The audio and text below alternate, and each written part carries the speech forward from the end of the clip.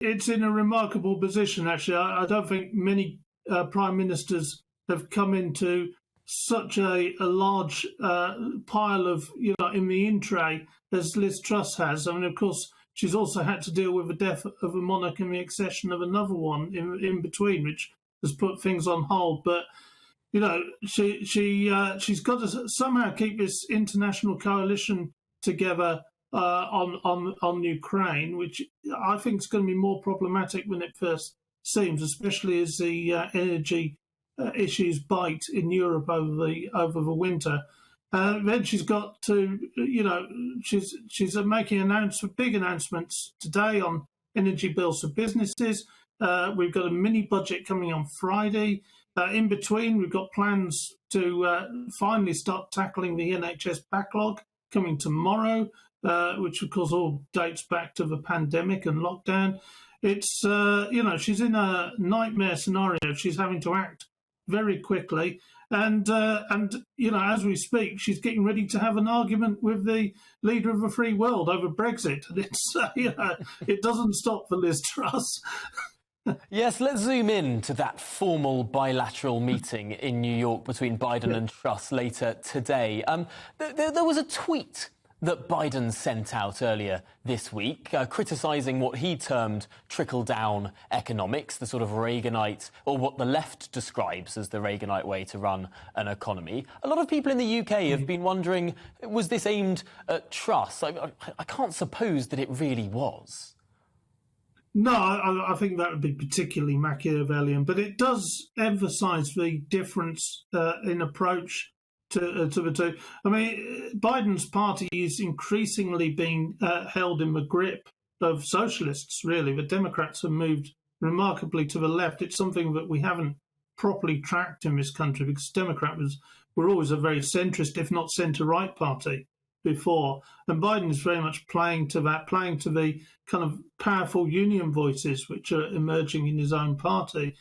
But of course, Liz Truss has the opposite view, and she does have that kind of Reaganite view of economics, that low tax, high growth is the way forward, and it actually creates wealth and makes a better world for us all. So I see very little kind of terms of agreement between the two, actually. It's interesting. Perhaps Liz Truss is behaving more like a Bill Clinton, but the way that the Democrats have moved since the 90s is considerable.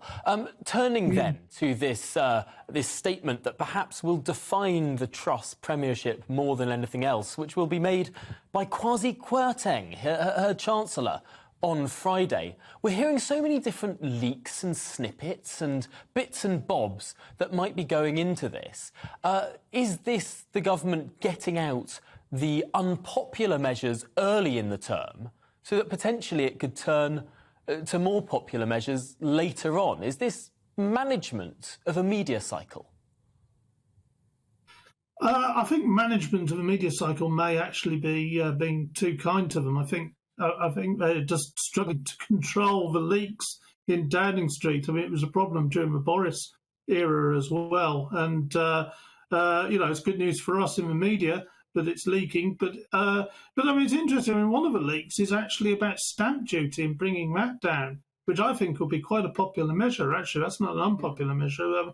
We're about to actually see the housing market potentially crash and freeze because of interest rates going up and because people can't afford mortgages. So if they slash stamp duty, that would be very good news on that front. And I'm not sure they've got time to wait for good news. I mean, the very longest, they've got an election in 2 years' time.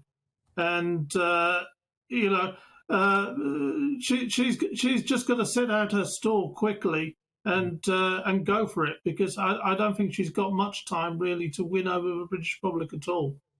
Yes, it does look like they're just reaching for almost any lever that could tick up growth and pulling for it, whether it's allowing higher salaries in the city or trying to make the housing market less gummed up, or reversing the national insurance rise, getting rid of the green levies on energy bills. It seems like almost everything is being pulled at to try and get up to this target that we keep hearing about of 2.5% growth. Just finally in this conversation, is that what the Liz Truss premiership will live or die on?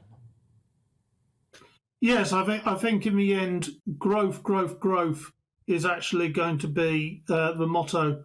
It was rather like for Blair, it was education, education, education. If you remember, just before he became prime minister, and for Truss, it's definitely growth, growth, growth. She wants to reverse this kind of lengthy period of British history where we haven't seen much growth at all. We've seen really quite a lot of stagnation. And she believes in the kind of IEA, the Institute of Economics model, if you like, that you cut taxes and you go for it. She apparently is a fan of the idea of Singapore on sea, which was termed as an insult about Brexit. But it works for them. And interestingly enough, actually Singapore, very low tax, has the best education system in the world. So, it does show you that low tax can actually provide good quality services as well.